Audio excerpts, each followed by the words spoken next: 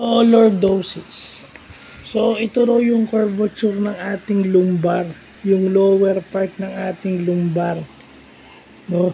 Pag nag-curve ng mali yung ating lumbar, we call that lordosis. So, magbibigay lang ako ng dalawang types ng lordosis. Yung postural lordosis kasi nga, many people are overweight, so yung kanilang stomach na push forward. No?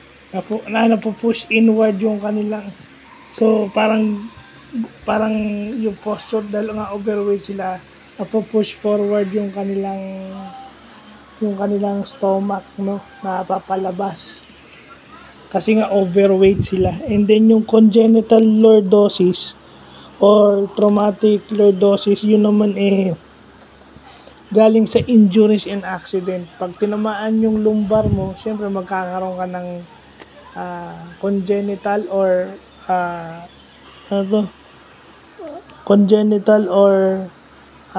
traumatic. Yun pag galing sa injuries, traumatic. Pero pag by genes, sabihin naman mo, congenital lordosis. So, yun yung mga tawag. So, salamat kay Master Marco, kay Manghihilot Tit Vlog at nalaman natin yan. Kasi ito, concern natin to sa mga PWD, sa mga PWD representative na may binubuhat na PWDs.